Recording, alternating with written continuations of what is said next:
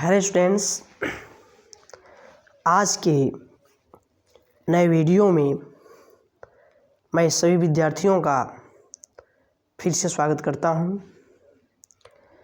देखिए स्टूडेंट्स, जैसा कि इस समय हमारा टॉपिक चल रहा है interchange of active and passive voice, तो हम लोग इस समय पैसिव वॉइस में प्रेजेंट कंटीन्यूअस टेंस की पैसिव वॉइस पढ़ रहे हैं।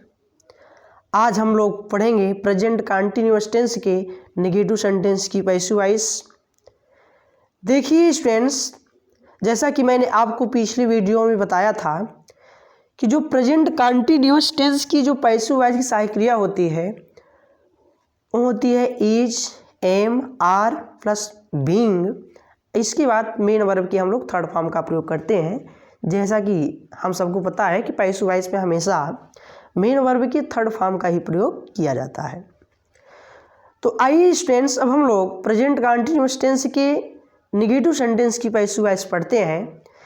देखिए स्टूडेंट्स, जब तक हमें एक्टिव वॉइस नहीं आएगा तब तक हम पैसिव वॉइस को सही तरीके से नहीं समझ पाएंगे।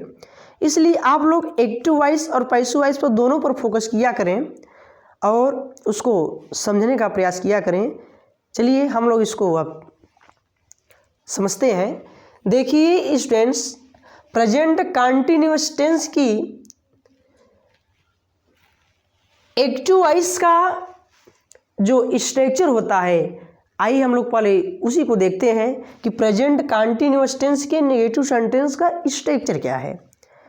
देखिए स्टूडेंट्स, जो इसका एक्टिव वॉइस का स्ट्रक्चर जो होता है, देखिए एक्टिव वॉइस, इसमें पहले सब्जेक्ट आता है।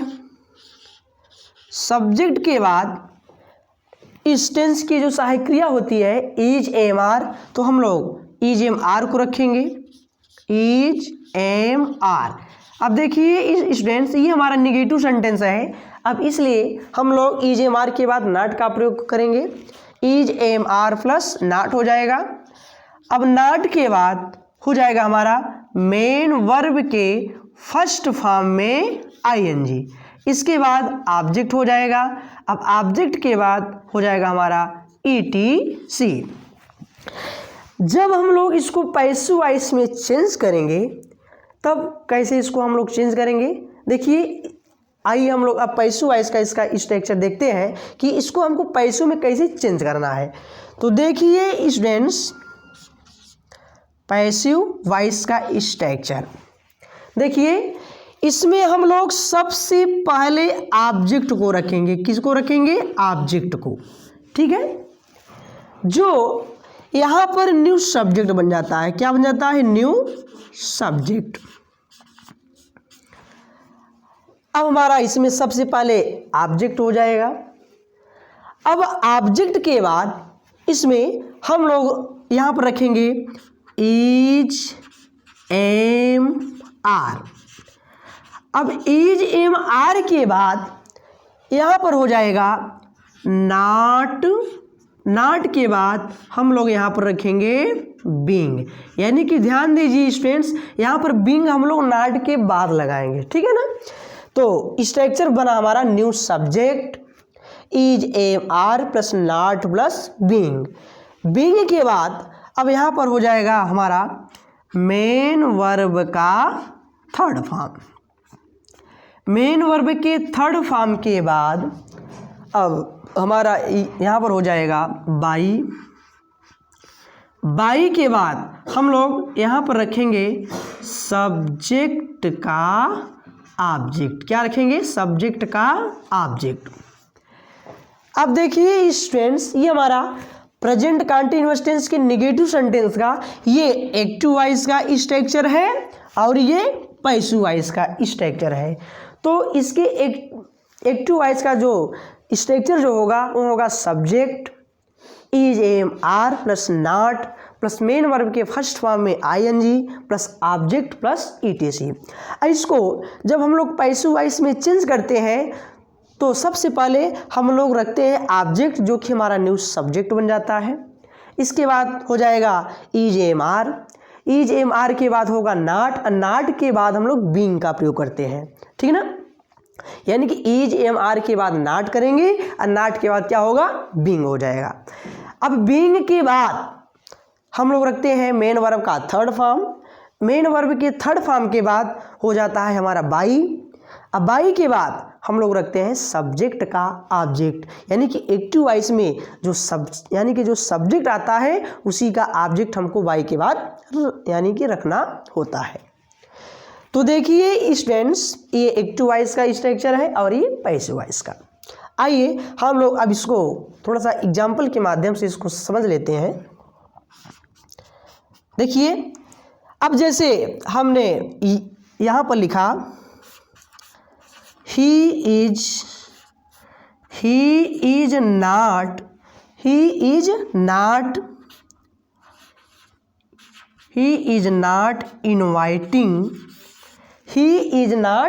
Inviting us.